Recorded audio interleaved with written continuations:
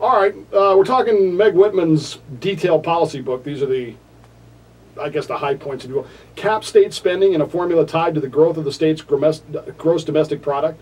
Well, I mean, why cap it? How about we cut it? I mean, I know that's like a shocking concept. No. You know, I mean, to so many people, whether it be in Sacramento or Washington, even the idea of like capping something to the rate of inflation or the rate of growth is like the most draconian cut you could ever do. But we need actual real cuts. I mean, this budget has exploded. It's been up like 40% in recent years, and I mean, it's crazy. It's $600 million a month in deficit, which is nuts. I mean, I hadn't even gotten to the fact the governor sent back the veto today on the excise tax. Okay. With a letter saying, look, I called you guys into special session 6 weeks ago, and the only thing you haven't dealt with 1% of the deficit. Of course not. But it cost us $173 a day in per diem for each one of them. I'm telling you, it's a racket. Amazing. Yeah. She wants to reduce the number of state lawyers.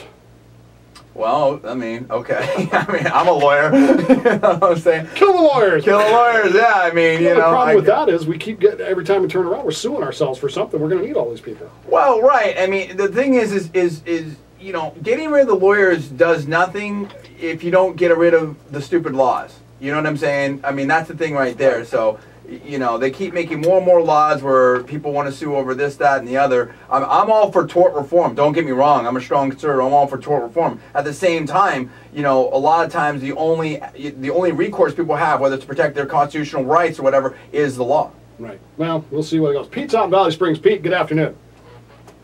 Sure. Not a problem.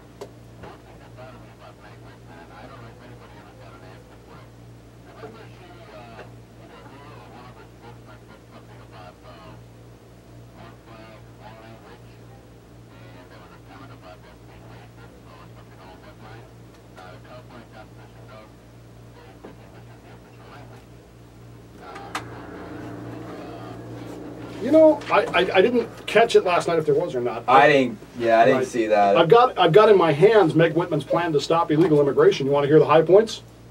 No amnesty, secure the border, deploy the National Guard, no driver's licenses, no college admission, penalize employers who hire illegals, and in the sanctuary city policies.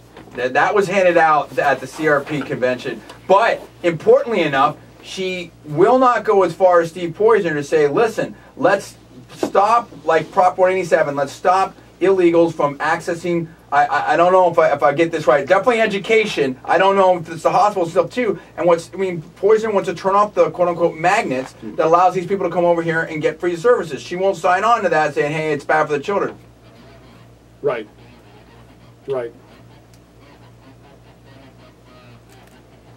Yep.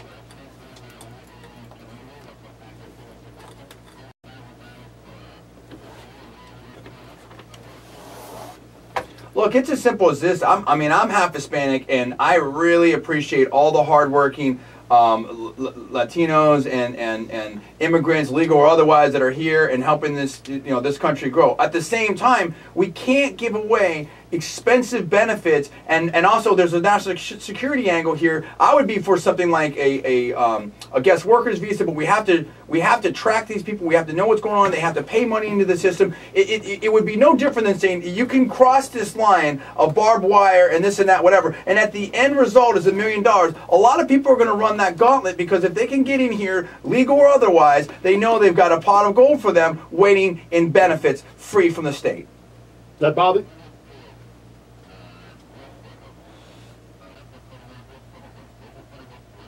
Right. Well, it's an interesting question, Pete, and what I would say to you, knowing how you feel about Meg Whitman, you've heard her plan there. Are you, okay, so does that change your mind at all? Oh. All right, man. Appreciate the call. Always good to talk. And see, that's what it comes down to. Yeah. And even in the chat room right now, they're talking about the fact that even if you vote for a candidate who promises you one thing, right, and then turns around and does something else, it right. gets well, like we said, I mean, every vote is a compromise, and we have to look at all that. But to me, I want immigration policy that actually makes sense. I'm going to be doing something with a bunch of venture capitalists that are backing this thing called Startup Visa. Whatever. It's a startup visa. The bottom line is that if you get venture backing or you're starting a business here and you have a certain amount of money, you can help you get some special visa. They're trying to pass this bill, but that would create jobs. See, something like this, what makes me upset is here we have these tens of millions of illegal immigrants over here that these people want to give all kinds of benefits to or not cut them off because of the sob stories, and I understand that, but we can't even get highly educated, PhD back, venture capital back people over in this country that are dying to get a visa that would create major technology and jobs for California. That's totally backwards. Yeah, I would agree with that. All right, on to Meg Whitman. We're looking at Meg Whitman's 48-page condensed manifesto. Version. Right, this is her detailed policy. Okay. Where do we leave off? State lawyers. So you're going to reduce the number of state lawyers, perhaps by a sterilization program. I guess. Institute merit pay raises for state workers. Merit pay. Well, they would actually have to merit something at first, you know, and no offense to all the state workers out there. But this state is bankrupt. Nothing has been working right. How would you... Oh, see, you're wrong there. No. Sorry, I hate to argue a liberal position, but we can't be bankrupt. You know why? Why? Because it says in the Constitution we can't be bankrupt. Oh, exactly. Exactly. I swear to God, I've gone round and round with some liberals on this. Oh we can't be bankrupt because it's against the Constitution. No, I mean, if we're talking about merit pay to actually give people more money for doing a great job, I am 100% for that. But I'm also 100% for firing those people that are not doing a good job and being really on their rear end about who's doing a good job, not doing a good job. You can't even mention doing that in the schools without these teachers flipping out, and they're the highest paid, as I understand, in the country, and you can never fire them, even though they're teaching your kids all kinds of crazy stuff that you don't even know about.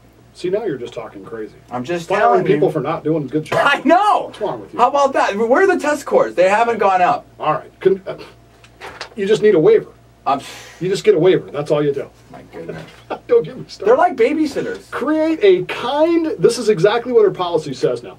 Create a kind of a grand jury to look for fraud in state government. Okay.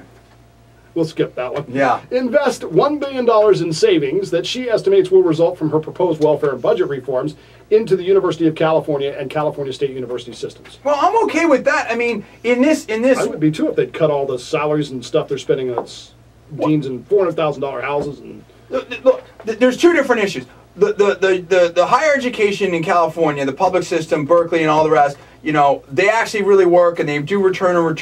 It's a fantastic system. The flip side of that is there is still a lot of waste over there. They are very, very liberal. There is too closely tied with government, this and that, whatever. So we need reforms on that aspect. But we do need to make good investments in the state and education, stuff like that. So if something's working, like that's working, I'm all for investing in it. Sure, first she's got to get the $1 billion in savings. That's going to be the harder part. Yeah, no doubt. Live on KFIV, KWSX, talking with JDV, John Villarreal from Conservative New Media. You want to jump in here, 551-3483, 866-770-5556. We'll be back. Here's Kai. One last look at our news. Or not. What do you think of that? It's good, man. Yeah. Kicking ass. Heat it up a little bit. I figured we needed a little fun. Did you want to get into like the state of the race and analysis and stuff? Or We're only going to have about 5 minutes left. Oh, it's gonna be tight. Let's fly real quick through the rest of our stuff. Well, that's pretty much it. Okay. But, let's fly real quick through the Senate stuff. the senatorial stuff. Yep. Where we're at on that and upcoming stuff. What's coming up. Yeah. Can we get one of these simple? On Main Street in Walnut Creek. There were no how's that? In the fire, but over 75 fighters had to help out. Awesome. I'll go over on Facebook tonight. I mean, I could quickly. I mean, my read is that Poison needs to do something immediately right now. He's got to come up with a video of her hunting dogs off the Golden Gate or something. Well, or just blow. I mean, I would do a super strong new media campaign. I would get out there and just say you can't trust Meg Whitman because of this, and this. And I mean, he's the one. Look, he's been elected. He's out there and he's done it. The 411 on Meg, at least from behind the scenes, both reporters and on the conventions, this lady is airdropping money in. She doesn't care about anybody, whatever, like that. She's like the Terminator type candidate, no heart and soul and whatever. And you're gonna have to work with people. Steve Porter's not been there and he's done it and whatnot. Now we could also talk about who's really best to go up against Jerry Brown, because that guy is a freaking like tsunami, man. Poison would be better to go up against. That's what I'm saying. I mean, I just don't. feel like Meg Whitman's playing hold the ball as opposed to wanting to engage. She's going to be against Jerry Brown. She's going to come off as very elitist, very. That's exactly it. Blood. She's going to come That's off exactly very, it. And it's just not going to play. You know, Poison can get in there and fight. He's just got to do it.